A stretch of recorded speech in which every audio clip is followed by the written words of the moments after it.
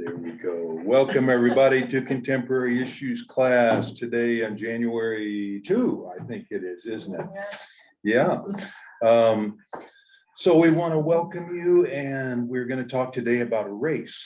I want to talk about, do a little update on the whole topic of race and Black America in particular. Ron and I were talking recently, and we said, you know, the protests have kind of been out of the news, and what's the current status of it too. And I was telling Ron that I was watching TV recently and seeing on the commercials so many Black people on commercials. It's obvious that they are trying to be more inclusive, and so we thought we would just look at the whole issue. And we regret we don't have a Black person today in class. We have in the past, when we did this a year or so ago, we had a Black guest on Zoom.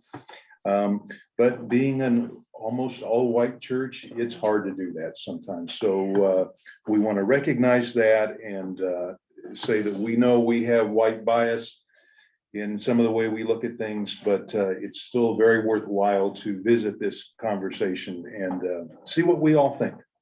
Yeah, So before we get started, announcements. Go ahead, Tom. I've got one thing to say is, you know, when I was growing up, I think it was probably in college at the time. Mhm. And, you know, my mom raised us, my mom and dad raised all of our whole family, not to be racial bias and all that. Mhm. And it just kind of surprised me when Mom came up to me and said, my cousin has just married a Black man. Uh-huh. And I mean, what did they expect if they were teaching us not to be? Not to be racist. Yeah. Yeah, and We'll get into all those kind of things in our main discussion here, Tom, but thank you. That's a good example that we should discuss. Okay, so announcements, folks who are on Zoom, I hope you can hear us okay, and nice to have you here. And okay, Doug, he's giving the thumbs up, so sounds good. Please mute yourself in the lower left corner of your screen so we can keep the background noise down, except when you're talking, and we hope you will talk and share. And we are recording this, and we play these back on YouTube, so please be aware of that. And we do have quite a few people who are not able to attend on a Sunday and enjoy watching these replays of class. So we want to make that announcement too. And any other announcements, things coming up or things you'd like to talk about? Keith, first. I would, as I sit here and think about it a little bit. We've had a group working toward anti-racism in the church, started last year sometime. We started reading books and try to follow along in Zoom meetings and whatever. And it struck us, we want to quit reading about it and do something. What can we do? We've had real trouble, and I'm excited about this morning because it might help. What should we do to reach toward anti-racism? Okay. There's also been an effort a while back. Jenny Axon had coordinated efforts with the Interfaith Alliance group in town. And because of her family involvements and stuff, that has kind of fallen away a little bit. And we're going to resurrect that, we're going to coordinate that. With God. You can find out more about this and other studies that are being offered by going to GoCNature.com/studies. Mute, please. For kiddos, Good Grief will begin at the end of January. Good Grief is to. There we go. There we go. Okay, I was able to do that. Trying to add something to what I'm saying, though. That's So, technology. we're going to resurrect that Interfaith Alliance partnership. Great. And I'm going to coordinate that. And I got the mailing list from that whole group that sometime in the next week or two, I'll be getting out a note saying, please join us in this whole effort. And at some point, there'll probably be a discipleship moment at church and more announcements and whatever, but we'll try and have a group to define things to do and get people to volunteer to do it and coordinate it, whatever. But I'll kind of coordinate all that. I'm going to meet with the Interfaith Alliance people here in the next couple of weeks, I hope. and at least you want to try, and we'll keep that going. Wonderful. With as many Hispanics in town and with as many black men in town, and women, it'd be great to get some of them in here. Yeah. Okay, Vicky, and then we want to leave plenty of time for Ron to do his presentation, and he'll have time for discussion too. If you saw the email that came out yesterday, if you didn't, I just want to put a word out there. Connie Dix has had a heart attack and is home recuperating. And so we need some occasional meals, cards, visits. I have her information. It's on the email that came out yesterday. If you don't get the email and you'd like that information, I'm going to make some mac and cheese and put it in little containers and take it over to her later today. So, and then also Helen Burnside's husband is at home with hospice, and cards are good for her. And so anyway, I think Alice and I were talking, I think we may try to get a couple of committees, compassionate committee together, a couple of people on that, and then maybe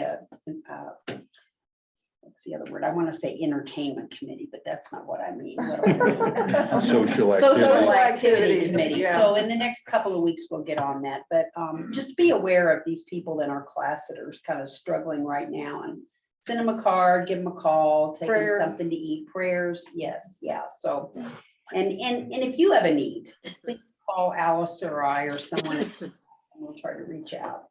Well, Thanks. I know I'm gonna have ankle surgery because it's blown. Yeah, well, keep us in touch with that. Okay, and just two other quick things. Want to welcome Mike and Jessica with us for the first time, and hope you'll come back and visit us. And prayers for the Boulder County Fire people, 991 homes completely leveled. And maybe you saw today, they think now it was not the wind knocking over electric lines, that it was a shed that was on fire, that they need to confirm that, but that's what they're looking into now is the initial source. And so somehow maybe somebody was burning something that they shouldn't have, Oh, and dear. and a sad situation. So I wonder if it was a firework. could have been fireworks too. We don't know. Okay, thank you, Ron, for presenting this. Okay, Good topic. okay, we're gonna move pretty quickly. This is not a deep dive into CBT. You could do a whole mini series on it. So we're gonna touch on a couple issues, CBT being one of them, CRT. CRT. Critical race theory. Critical race theory, right. Okay, I love this cartoon. Calvin and Hobbes.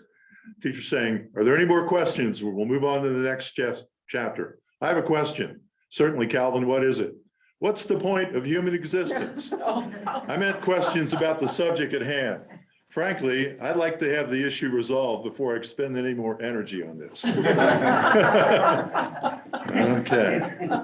Okay, we passed around some of the books that I consider, and there's some DVDs on here if you haven't watched that I recommend watching. I don't know if anybody's seen Mississippi Burning, starring Gene Hackman, William Dafoe. The movie Amistad is well worth watching. And the DVD Amazing Grace. It talks about a man named Wilberforce who was instrumental in England, struggling over 20 years to get slavery wiped out in the British Empire. So those are some good books. Also, if there's a single shocking book on here that I'd really recommend, it's this one, Sundown Towns. This talks about, and what caught my attention was when John Hall, who grew up in an Oklahoma town in our men's group, mentioned that there was a sign like this book mentions in his town in Oklahoma. So, all right. They said no blacks after Sunday. Yeah, and sometimes it got more racist than that. Dropped N words, curse words, threats, everything else.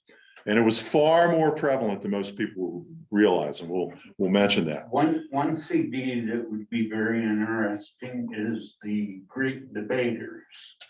I've seen that one. That's another excellent one to watch. Yes. Okay, here's one that Steve really likes. Being a Peanuts fan, Charles Schultz submitted some Peanuts cartoons introducing the new character Franklin, a young black boy.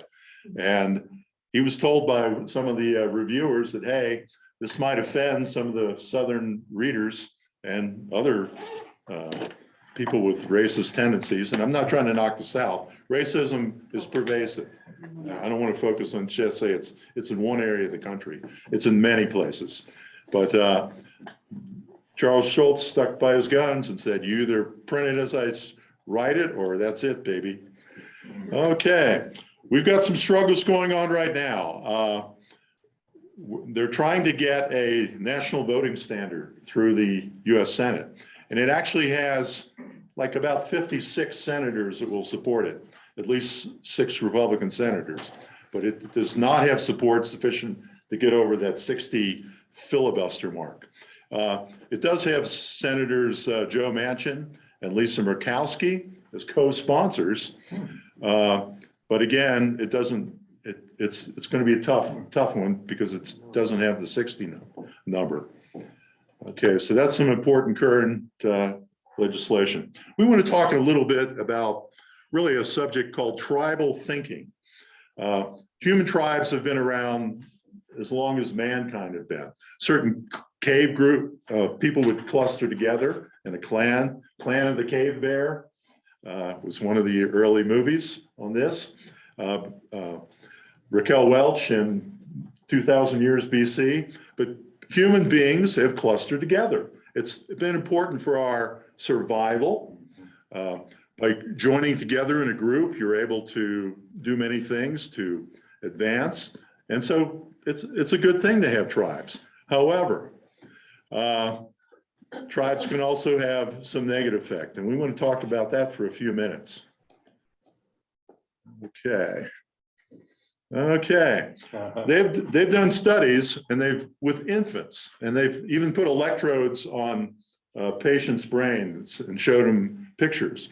And they found out, and you can see it with if you're a nursery worker, babies like to see something that looks like their mom or caregiver. If a guy comes in with bulging veins and forehead, a Santa Claus beard, a gruff look, and sticks their nose in front of a child, what happens? Wow, yeah, who is this? It scares the kids. So they've shown we have a pre-built psychology within us where we tend to bond with things that look like usually our mom or caregiver, our brothers or sisters in our tribe. They found, I've got a picture of Tom Selleck bare-chested. They did some studies and they found, particularly if a guy is with his lady and you're at a beach chair in Fort Lauderdale and Tom Selleck comes up bare-chested, they found that the guy in particular, his mind starts going a little bit wild because what he's thinking, it's a built-in prejudice. Uh-oh, here comes this gorgeous hunk who's going to take my lady friend. And that it happens in all of our relations with the opposite sex. We get competitive and we have an immediate psychological reaction if we think some person is coming into the situation that's going to potentially compete for our mate or someone that we really care for. And this is true, certainly you see it in the animal kingdom. And we're mammals, we're animals, and it's there in us. Tribal bias. If we go back into the Middle Ages in particular, there were some horrible examples of persecution. The French Huguenots, the Inquisition, and it's absolutely sickening to see some of the horrible things that humans could do to one another due to tribal loyalty, unfortunately, often religion. They did things as, there's this picture of lowering a Huguenot over a fire. They kill him slowly and torturing him. You said, my God, what kind of beings could do this? Well, we'll see later in a picture of lynchings that occurred in America in the 20s, 30s, and 40s. This same thing happened. They took some Black Americans, they didn't just hang them by a tree, they often committed heinous tortures of the person to try to kill them with the greatest pain and agony that they possibly could. So There was some that This- happened in the sixties. yeah, we'll look at some of the data. So 80s and 90s in South Texas. Yeah. Yeah. In Texas, those are pertinent. Lynchings? we've got, Dragging behind Dragging pickup behind. trucks. Oh. yeah, we've got a slide coming up on lynchings. Okay. So we form tribes. Tribes can be religious, national, political, ethnic, sexual, racial, and just about any other category. In fact, we all have tribes and need tribes. We're in a tribe right now in this contemporary issues class. You're in a tribe if you're on a baseball team or on a bowling team or at your school or whatever you are. So tribes are part of life. But what we have to fight is when tribes become so powerful that we can't use our higher moral principles, in essence, the basic of Christianity, to reach beyond our tribe. The Bible is filled with, particularly the New Testament, stories of trying to get out of your tribes. That's one of the basic teachings of Jesus, was to think beyond your tribe and to look at all mankind as your brother and sister. So that's some pretty important stuff. I mentioned lynchings. There's a couple of horrific pictures of a Black man that was hung and burned slowly. Here was a lynching that occurred in Marion, Indiana, not too far northeast of Indianapolis in 1930. And they said 15,000 people came out to watch the lynching and almost get a sadistic pleasure from it, watching a cruel torture go on of another human being. So lest we think we're above and beyond these horrible things, we got to watch out. It can happen. There was some in Riley, Indiana as well. Yeah. Here's data on lynchings by state. 1882 to 1968, almost 5,000 lynchings. A few whites got lynched. The blue on there is white lynchings. The black bar graphs are that show how many blacks. But the leaders on the lynching were Mississippi, Georgia, Texas, Louisiana, Alabama, Arkansas, Florida. You can see lynching was more dominant in the southern states by far. Is Colorado on there? Colorado was on the list, and Colorado was almost all white folk that got lynched here. It's way down on the list. I'm glad of that. Okay.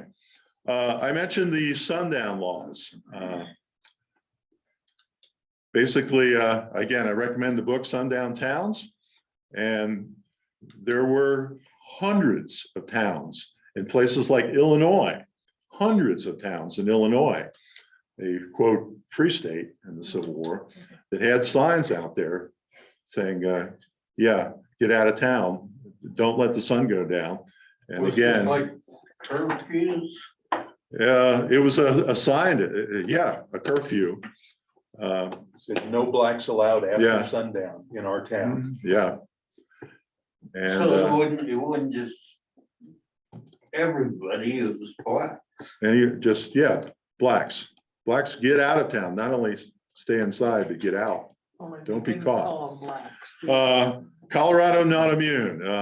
The towns in Colorado that appear in this book, by the way, are Louisville, Golden, parts of Colorado Springs.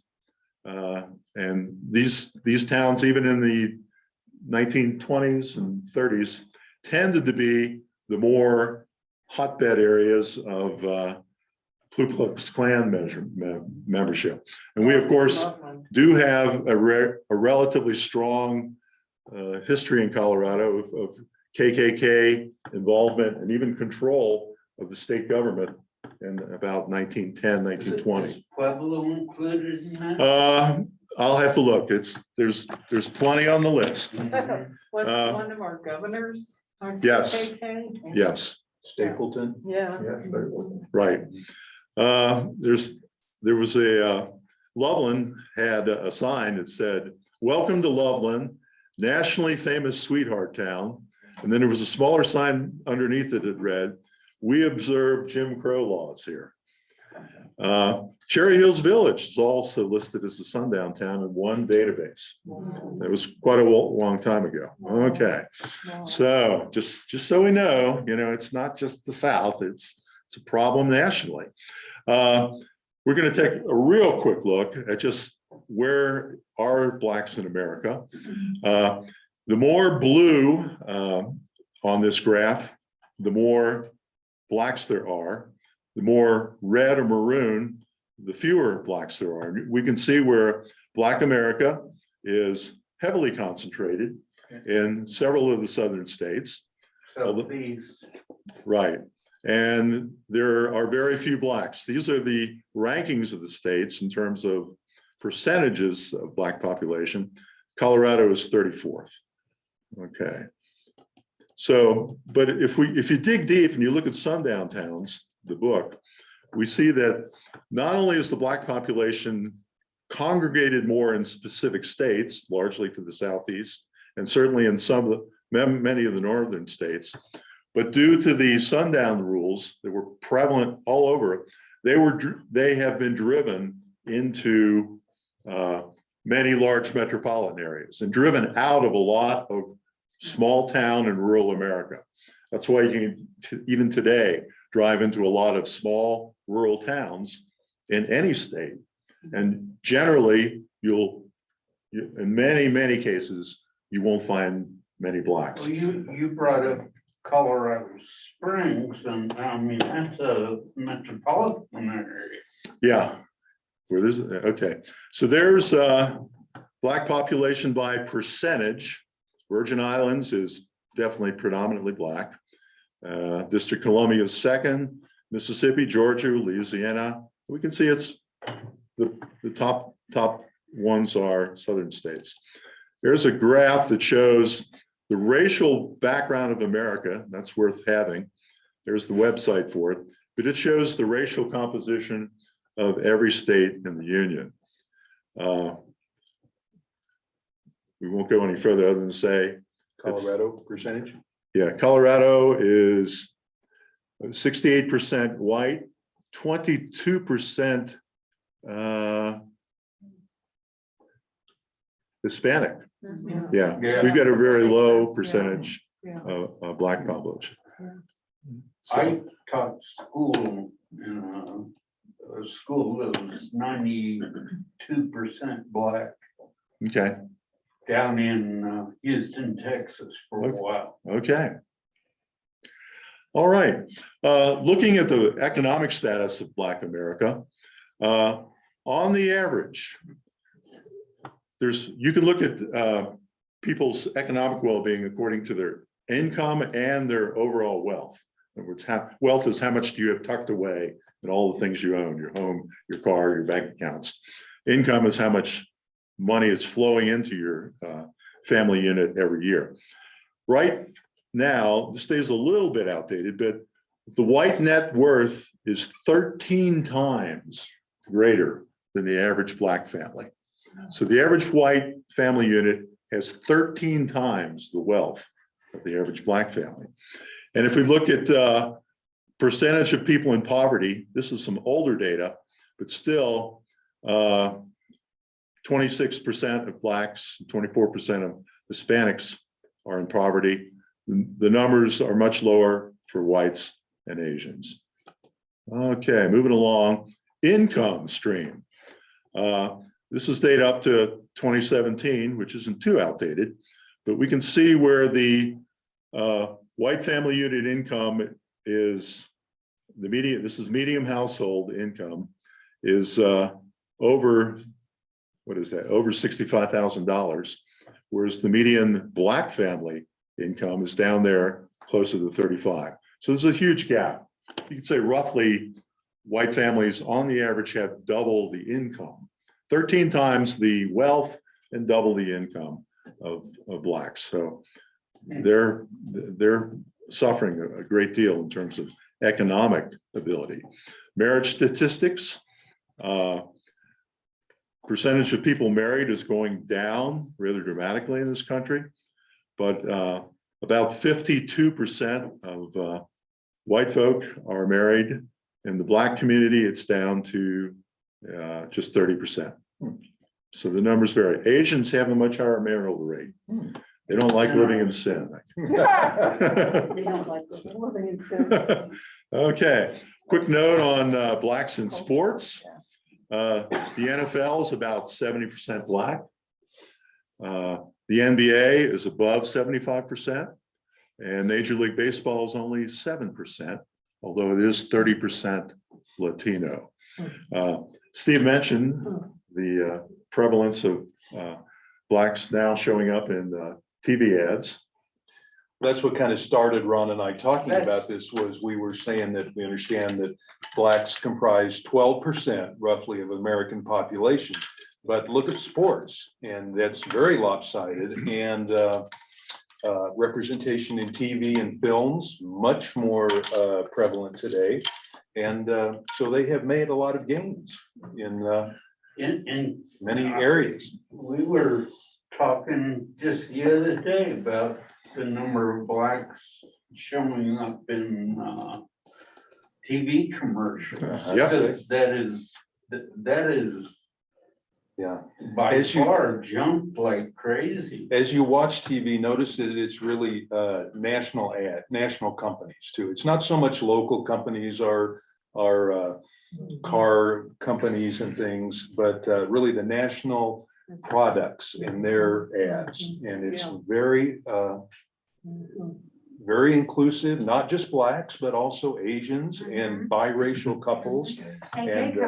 And gay couples too, yes, so it's, and the advertising folks are saying, yes, we're doing that intentionally since the protest to try and be more representative of America, even though it maybe is skewed more than the current proportion of the population really shows. Mhm. Okay. All right. In your reading and stuff, did you find why Blacks are predominant in the NFL and NBA? No, I haven't read much, but I think just from a knowledge of, I think, yeah. Well, I raised it because I don't have statistics or anything about it, but. Okay. all the- We do know the there's, that went on in the slave days. We do know there's racial variations in many human attributes. For example, if you go to North Korea, you'll find people generally much shorter than you in average height. Most of these super marathon runners, the very best ones, come from Ethiopia. You say, well, why? I'm not surprised that it's a country of Blacks, but why do so many Ethiopians? Well, it turned out in their early history, they would go out running on the plains and often stealing cattle from other tribes. And your ability to run long distances, fast and long, were critical to your survival. And so just by that fact alone, it's carried down through the biology. And in the many Blacks that were taken in the southern United States and put on plantations, the strongest and the biggest ones survived better. Their mortality rate was Yeah, way the more down. Productive problem. Yeah, Monetary. if you were, 5'2" and, 80 pounds, the guy next to you that was 6'4" and 250 was going to survive at a much higher rate. Even today in the, most of the NFL defensive linemen come from Southeast Conference schools, really. And yeah, so there's, Football is is also a bigger deal in high schools. Mhm. Uh-huh. So, and it's also, when you think about the economics Mhm. of the racial profile of Americans, a lot of young people of color see that their only possible opportunity when they cannot afford to go to college Mhm. is to be really good at athletics Mhm. so that they can get athletic scholarships to help them get that degree, to be Mhm. more economically advantaged as well. Mhm. Also, I think it's Military now, it service. would be really interesting. It would also be really interesting to see the statistics on how many owners of football teams and basketball teams are Black. Okay, there is, One thing that about the school I taught at, it was in the top 25 on USA Today. It was in the top 25 high school football teams every year I was there. okay. This is probably too small to read, but this shows the percentage of Afro-Americans that are players. You can see a big purple band there. The majority of NFL players are players, but in the front offices, the head coach percentages, it's going up, and the CEO presidents, none. Yeah. So the owners are mostly whites. All right. Well, let's get into critical race theory. And the first thing we want to say, and I found it as I was starting research in books, one of the biggest problems we have with CRT is that there's no centralized definition of it. It's like one of those words like interface or misbehavior or something like that, where you got to pin it down a little more. You can't, it's such a broad concept. There is no gatekeeper or lighthouse keeper of the definition. So the definition is very vague, it's very broad, and it encompasses a whole slew of racial tribal issues. But people tend to cherry pick pieces of what they consider to be CRT. One I think is probably pretty good, but again, this isn't accepted by everyone. CRT analyzes the role of race and racism in perpetuating social disparities between dominant and marginalized racial groups. CRT's purpose is to unearth what is taken for granted when analyzing race and privilege, as well as the profound patterns of exclusion that exist in US society. So I found as I was doing in-depth reading and stuff, the definitions are all over the place. Even if you look it up in Wikipedia, you'll see, oh gosh, this is, yeah, there's a whole gamut of things. It's like a Venn diagram with all these pieces, some that overlap, some that don't. So, and this is great if you want to attack it. You just grab, cherry pick some small segment of it that you call CRT and slam it and say, this is wrong. Yeah, so that's the problem we have. CRT started out as an intersection of critical theory and racism in the law. The early use of CRT was dealing with legal and law issues dealing with race. And then it kind of started growing from there, like bread rising in a pan under yeast. And it started encompassing, like the blob, all these other things, dealing with just about everything you could think of: education, political science, women's studies, ethnic studies, communication, sociology. And so again, if somebody says, do you agree with CRT? You got to spend the first 10 minutes defining, well, what the heck do you mean by CRT? You know, it's like asking you, do you approve of human interaction? Well, you know, yeah, you got to define it. What part of it, you know? You know, my daughter brought home, or was going out with a boy, and he showed up at the house, and he was from the Philippines. And he was dark skinned and everything.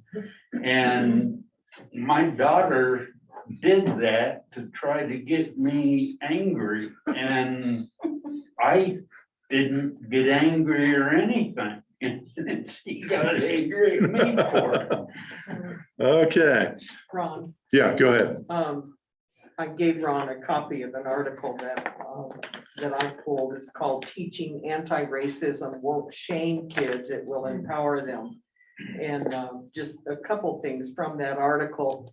Says during the 3.5-month period this spring and early summer, Fox News mentioned critical race theory more than 1,900 times. Oh, wow. Yeah. And that so far this year, 12 states have enacted bans that restrict teaching critical race theory. Yeah. Or limit how teachers can discuss racism and Mhm. sexism. That's not right. Yeah, yeah. So it's a very interesting article. It's taken from Sojourners, and the man who is now the head of Sojourners is an African-American man, and he's excellent. So anyway, it has some interesting information, and I'll give you some more Yeah, thoughts later. I just brought up a slide. I stepped ahead a little bit that we've got that talks about, yeah, to date, at least 11 Republican states have now passed laws or approved resolutions censoring what educators Yeah. can say about race in K through Yeah. 12. Yeah, Tennessee, for example, bans educators to teach an individual by virtue of the individual's race or sex is inherently privileged, racist, sexist, or oppressive. yeah, yeah. And I love this little cartoon. Critical erase theory. No, Wow. If they can't teach it, it never happened. right, right, You yeah, know, yes. the thing is, you know, I tell my kids not to be racial because my parents taught me not to be racial. And, you know, I don't understand why 11 states would say you can't teach the kids not to be racial. Well, one of the aspects, generally, most academians feel that there is definitely such a thing as white privilege. But some people really get offended if they tell kids in a schoolroom that they're privileged just because they're white. The mothers come storming in. What do you mean telling my little Johnny he's privileged? He's not. He's just, everybody's equal. There's no such thing as privilege. I'll pass this around. This is a good article we get off the internet. A white teacher in Tennessee taught about white privilege and it cost him his job. So we just pass that around and look at it. That's not right. Worth looking at. Just a thought too, that as Ron and I were talking about this, I mentioned that there have been some cases of high school teachers talking about race and just gone to the extreme and have told the kids that not only is there systemic racism among whites in America, but they should be ashamed of being white and should be extra sensitive to it because of that. And so some of those isolated cases is what have angered the conservatives to the point that the legislatures are passing this. And one thing Ron and I wanted to look at was wonder how widespread really it is. There can always be isolated cases of teachers going too far, but really is critical race theory what is being taught in the schools to kids about it? And shouldn't they learn some of the history that hasn't been taught yet, and that there is systemic racism in the police and the courts, but do it in a balanced way? And so that's kind of the way we're coming at this too. Yeah, not saying white is privileged, but saying that we all got the same opportunity. and try to give everybody We the didn't same get the same opportunity. opportunity. Yeah, read that and you'll say, Yeah, we no didn't way. get the same opportunity. It's Go ahead. 11:10. No, Wanna- not at all. I just wanted to bring up Bill Bishop's The Big Sort. You discussed that there. I mean, we've already been tribal. I mean, the country's already divided. And has been increasingly divided for many years. And he documented that in the book. And I found that, like goes with like, and how do you handle that? Because there's a huge amount of Americans that they're going to be tribal. I don't know if you can reverse that. Tribal, people like being around other people that are like them. And it's a natural affinity. And to be very honest with you, we have Black churches, and those people like being around Right, their own right, Black Mhm. people, and they have Mhm. wonderful choirs. right. Mhm. Many of our great, That's right. Yes, you know, they do. they belt out, "Oh, Happy Day," like you would believe it. They'll raise the roof, Yeah, but to be very honest with you, I think Asians like to be around Asians and so on. In Yes. Look at the Indians in New Mexico, the tribes. They want to be around their own. They assert their own identity. But being around somebody within your own tribe is fine. But does that mean that we can't have equal opportunities for the different groups? That's a whole different thing. Yeah, the law is being passed. Well, not You just have the to laws, document but- how many bias laws are being passed, Mhm. statewide and citywide And Well, having friendships and relationships. I mean, that's very different. One thing to also remember is that people tend to withdraw into tribes when they're ostracized by the general population. So it's a little bit of a chicken and egg thing. Tribalism is natural in Mhm. some ways, but it also can be a response to the fact that I'm not accepted anywhere else. Right. This is the only place that accepts me. Mhm. Right. Right. Right? Ron, when you're ready, let's offer folks on Zoom to comment too, if they'd like to. Please feel free to jump in, folks on Zoom. Okay, nobody yet.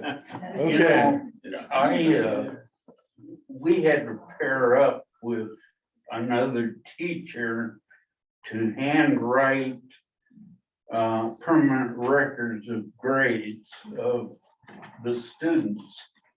And I saw a Black man who was about my age, and I went up and paired up with him. We became real good friends. We're still friends. We're friends on Facebook. And, it's just, I've never thought anything about it. He's a great guy. I talked with one Black man who's a political representative and asked him what he thought of CRT. He said he saw it in his mind as largely being honest history, just putting a proportional, honest divulgence of some of these things that happen. He gave me this cartoon here. Says, if this child was strong enough to survive it, your child is strong enough to learn about it. That's a desegregation incident. White privilege, again, I mentioned the white teacher that got fired. And I have to throw in a political comment. About 90% of Trump supporters believe that discrimination against whites is now a major problem in America.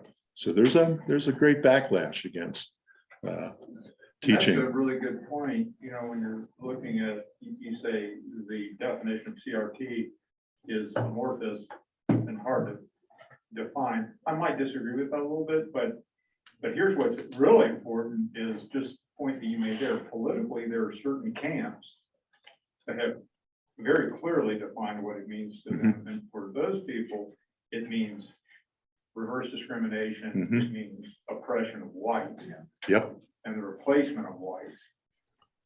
There's a football movie with Denzel Washington. And everybody's on the bus getting ready to go to a football camp. And all these white guys are on one bus and all these black guys are on another. And he makes them get off the bus. And then he tells them one white person in a seat and one black person in a seat. And you become their partner and you gotta know everything about them. Great idea. Okay. Here's an article I've read recently. Here's a very attractive young black lady, 16 years old. And she lives in Traverse City, Michigan.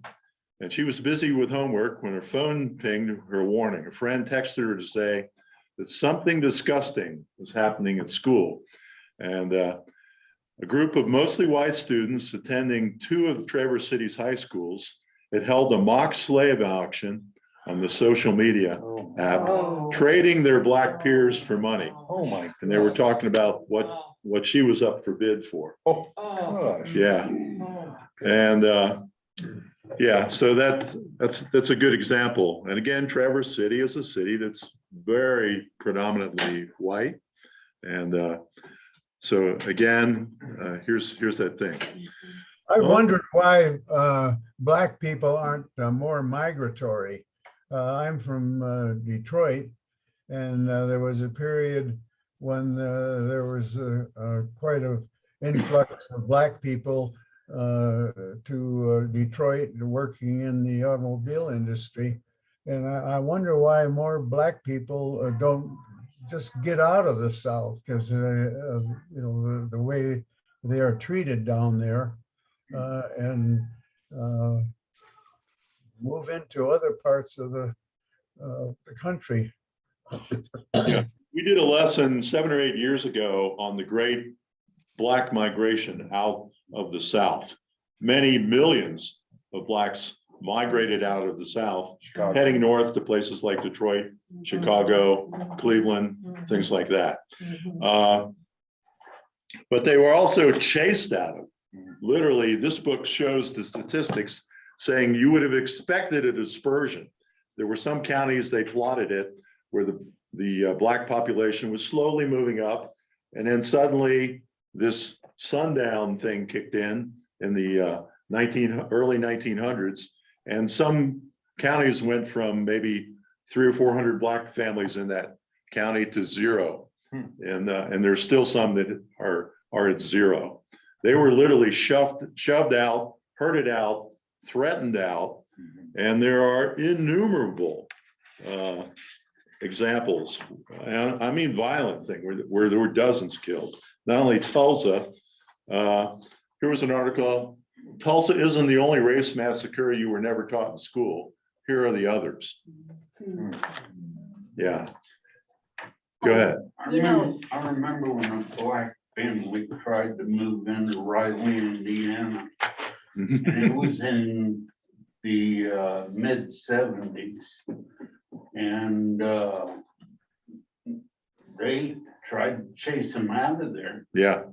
Well, it happens not only with people of color, but it happens with LGBT and some other groups. It's happened, there's a lot of examples of, there's been some very severe race riots against Asians and some other ethnic groups. Well, they were unsuccessful with this black family. He was a very prominent man. He was a professor and Yeah, all that, and he wasn't gonna move. yeah. He liked Riley. I think Mark Zwilling told the story of a neighborhood he was in where the neighbors knocked on the door and said, "We don't want your kind in this neighborhood." Yeah. Wow. So, yeah. It's helping me to wrap my head around this a little bit, to bring it down to a smaller scale. And I think about families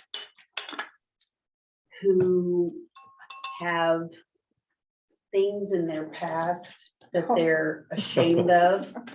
And, you know, their history and how, just bringing it down, how they have things in their family that they're ashamed of. And they don't want that all brought out and talked about. Not that it's right, but I think to help me get a grasp around the nation not wanting to talk about things that they may be ashamed of that have happened.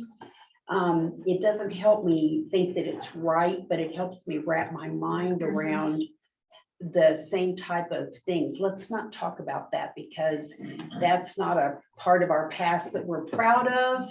And so therefore, let's not teach it because it might cause more trouble. And it helps me to think about family situations where they just, you know, I've been in situations like that where people have said, we don't talk about that, you know. Thanks a lot, Shut that door. Vicki. We just, My but fam- that's true. You My just- family's from the deep south and they owned slaves. Yeah. back in the One, day. one thing I was proud of is my ex was going to the University of Houston, Mhm. and she went up to talk to the professor after the end of class, and the professor asked where she was from, and she said Terre Haute, Indiana. And he goes, you know about Greencastle, Indiana? He goes, oh yeah, my in-laws were from there. And he goes, do you know Marion Smith? And she goes, that's my mother-in-law.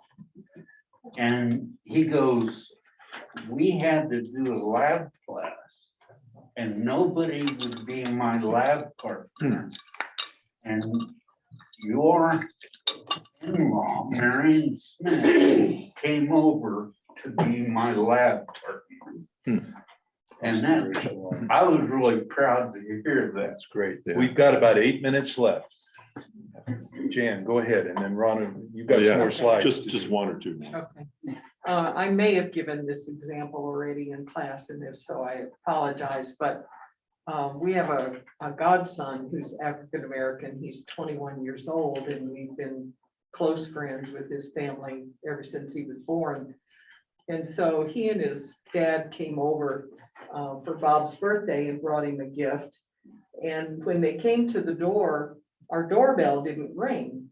And we didn't know that the doorbell was not ringing. And so they stood at the front door and we didn't answer the door because the doorbell wasn't working. And so finally he used his cell phone and called me and said, Jan, we're at the front door. So we, of course, went to the door and let them in. So later we had his wife and he over for dinner one night. And so we don't talk a lot about racial issues, but we've known them for 30 years. And so I asked them if they would be comfortable to talk about some racial issues. And this was without the son there. And so I just said, could you tell us a little bit about how you feel about what's been going on this last year? And so one of the things that his name is Craig. One of the things that Craig said, he said, well, let me give you an example. He said, you know, when you didn't come answer the door right away, he said, I stood there. It's two African-American men standing at the front door in Highlands Ranch. And I thought, Jan, open the door before somebody calls the police. Oh, gosh. Yeah. And I thought, my word, here we are, 2021. Yeah. And he's still afraid that somebody's gonna call the police. So that's the racism that is still going on in our communities. It just broke my heart. To add to you, I love your analogy. To add to that, many Southern families also are feeling pride Yes. in their Yes. history. We fought in the Civil War, Yeah. and that's part of their family heritage that they have been Exactly. taught as something to be proud of. Right. And that's really hard to back out of those family stories as Exactly. well. Exactly. So I think it's a combination, but I love that analogy. It helps. He's got a book here, Robert E. Lee and Me. Uh-huh. This is just came out in the last year. This Well could worth be- reading. This could be my mom. She Yeah. was really proud of Robert E. Lee. Mhm. Is there a movie on that? I don't know. No, the book just came out The other thing. about a year ago. I often, you guys hear me say it all the time, that words matter. Growing up in schools in Oklahoma, we were taught about the Tulsa race riots. We were not taught about the Tulsa race massacre. Do you Yeah, see the Oh, difference? Yeah, different, right, yeah, right. right. Yeah, And we were taught about the riots as if those horrible Black people just didn't know their place and were trying to do too much, and that's what we were taught. Mhm, mhm, So words matter. mhm, That one change of words mhm. makes all the difference in when we're looking at history and what it means. I also, oh, go ahead. No, you go I ahead. want to add kind of a caveat on here. We have a daughter who's now 40. But back in the day, she was having a birthday party and she had friends sitting around her in the living room. There was an Indian gal, there's a Japanese gal, Beth, who's blonde like me. There was a Black girl from down the street and there was a Korean girl. And I walked in getting ready to serve them food and I thought, oh my, we have done something right. yeah, Yeah. absolutely. So, you know, Yes. Fabulous. Yeah. so one generation. Yes, yes. Mhm. So- Yes, Well, Yay. yes. the other thing, I think the best thing that we could do as individuals is be aware. And recognize situations. And if you find yourself in a situation where it could be a racial thing, then just be aware of it, you know? I walked onto an airplane, I'll make it quick. I walked onto an airplane and I was gonna grab my first seat. My options were very first row, two very large Black men that were sitting on one side with a seat in the middle. And on this side were two very large people. And the seat on the aisle was not, there wasn't much seat left, you know, and I took that one. And I sat there, and the longer I sat there, I thought, oh my gosh, why did I do that? What in me made me go here instead of here? Yeah. And I felt really bad. And I thought, do I get up? And do I, but the thing I thought about, I worried about it the whole trip. I really did. But the thing I thought about is I was aware. I was aware that there was, you know, so I think being aware helps us to react differently. Yeah. So I just feel like we have to be aware of the circumstances around us. You know, I did not make that choice because I didn't want to sit between the two Black gentlemen. I just took that choice, but then I worried about it. So, but I'm thankful I was aware, you know, so I think we have to be aware. Well, you're a little bitty, so. 3 minutes left. Okay. Yeah, this final slide just shows at least 6 areas that have what we call baked in racism.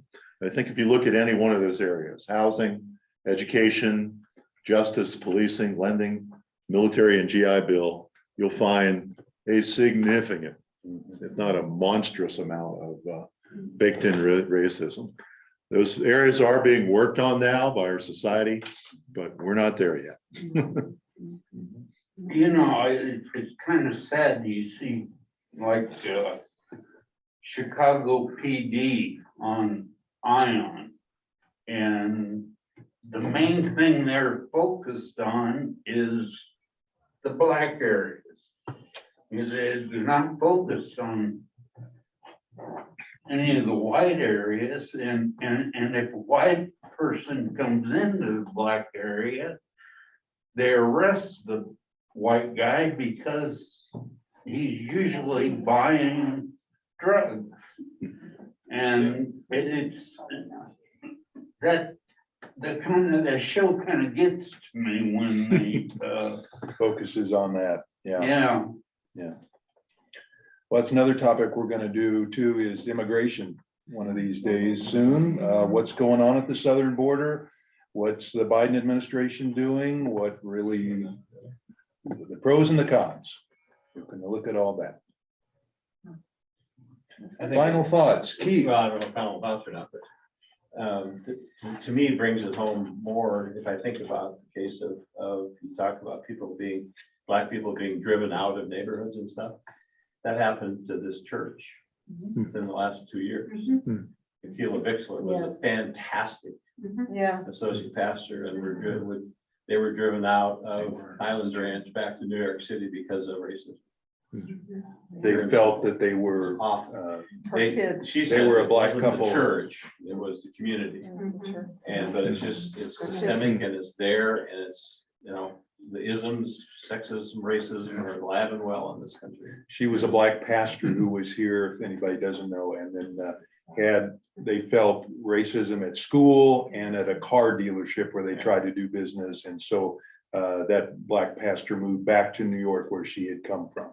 But they didn't feel welcome at the church though. Yeah. I believe they did. Yes. Yeah. It was not in the church. It was Yeah, outside. she said they did. At least that's what she said. And I think that's true. But how predominant is it and how pervasive is it? How is it you and me? And, as I get into more reading some and talking and whatever, it's like, I didn't know I grew up racist. But I am. And the sensitivity thing, absolutely crucial. And to just be aware and how to translate that into action. I still haven't had anybody explain that to me. That's So what's nice about. we're hoping. That's what's nice about listening to black people and other people's Sure. stories. Right, yeah. Sometimes they'll tell you you're racist. Thanks for coming. That's very helpful. I had some revealing things like that in my youth. Yeah. Woke me before woke was cool. And, but it was because somebody who was black made me realize how misunderstanding. Yeah. Well, Keith, let us know more about your committee when, your class, when it gets Get us closer. rolling, yeah. I'll get with you, Steve, get your whole list of people and send them. As Christians, we should each have a racial policy, and it should be one of kindness and equality. Yes, Well yes. said, Jim. And if we're gonna put a Christian twist on it, Yep. Let's do it. Jesus reached out to the Samaritan That's people. right. And, I mean, the woman, that was totally something you shouldn't do. And Jesus was the advocate Yes, for the oppressed. yes. Jesus fought for social justice. Mhm. I just read the passage this morning, John. You- I would like to throw out another thought. Okay, last two comments. Go That ahead, Keith. what race is a black man? What race is a black woman?